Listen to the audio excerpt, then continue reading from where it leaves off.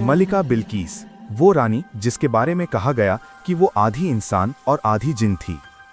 मलिका बिल्कीस एक ऐसी मशहूर और पुरस्कार शख्सियत है जिसका जिक्र सिर्फ एक अजीम रानी के तौर पर नहीं बल्कि एक पूरी सल्तनत की पहचान के तौर पर किया जाता है। कुछ रिवायात में उसे सिर्फ एक दानिशमंद और बाहिकमत हुक्मरान कहा गया है, जबकि कुछ मुफस्सिरीन और तारीखी रिवायात में ये भी मिलता है कि वो आधी इंसान और आधी जिन थीं। लेकिन सवाल ये है कि अगर ये रिवायत सच हो सकती है तो फिर इस कहानी की बुनियाद कहाँ से उठती है? इसका जवाब हमें कदीम यमन के शहर सबा की तरफ ले जाता है, एक ऐसा इलाका जो अपनी दौलत, बागात, नहरें और तिजारत की वजह से दुनिया भर में मशहूर था।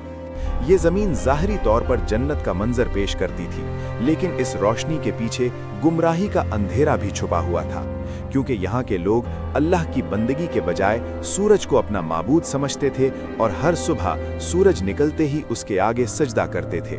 और इसी कौम पर मलिका बिल्कीस हुक्मरानी करती थीं, जो अपनी अक्ल, सियासत और हिकमत के जरिए पूरी सल्तनत को संभाले हुए थीं।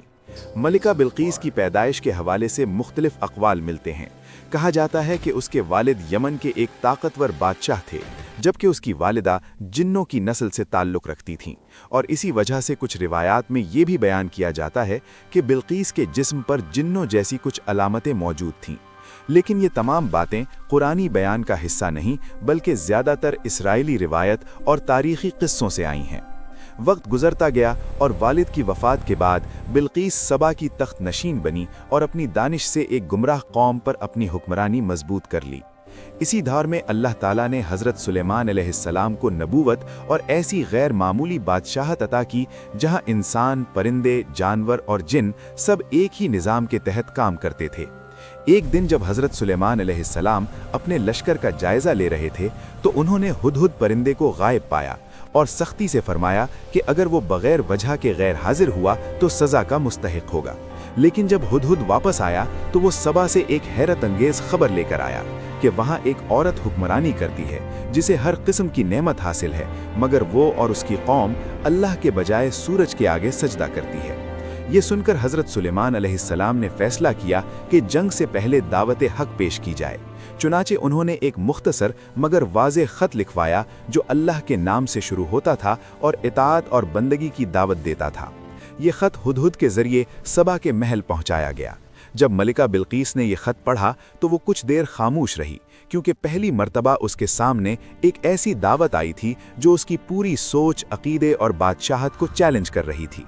उसने अपने दरबार के सरदारों और मशीरों को बुलाया, जहां कुछ ने जंग और ताकत की बात की, लेकिन बिल्कीस ने हिकमत से जवाब दिया कि जब बादशाह जंग करते हैं तो बस्तियां तबाह हो जाती हैं और इज्जत वाले जलील हो जाते हैं, इसलिए ताकत से ज़्यादा दानिश ज़रूरी होती है।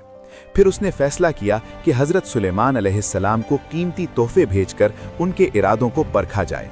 लेकिन जब ये तोहफे वापस कर दिए गए और पैगाम मिला कि जो कुछ अल्लाह ने दिया है वो दुनिया की हर दौलत से बेहतर है, तो बिल्कीस को यकीन हो गया कि ये मामला सिर्फ बादशाहत का नहीं बल्कि हक की दावत का है।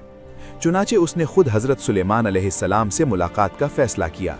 जब वो उनके दरबार में पहुंची तो उसने एक ऐसी सल्तनत देखी जो आम इंसानी ताकत से परे थी, और उसे हैरानी तब हुई जब उसका तख्त उसके पहुंचने से पहले ही वहां मौजूद था।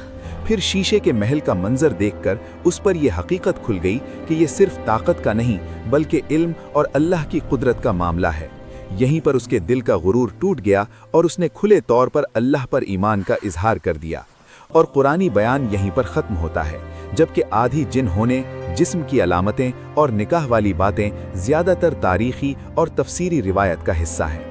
इस पूरी कहानी का असल पैगाम यह है कि दुनिया की सबसे ताकतवर रानी भी जब हक़ को पहचान लेती है तो अल्लाह के सामने झुक जाती है, क्योंकि असल बादशाहत ताकत में नहीं बल्कि हिदायत में होती है।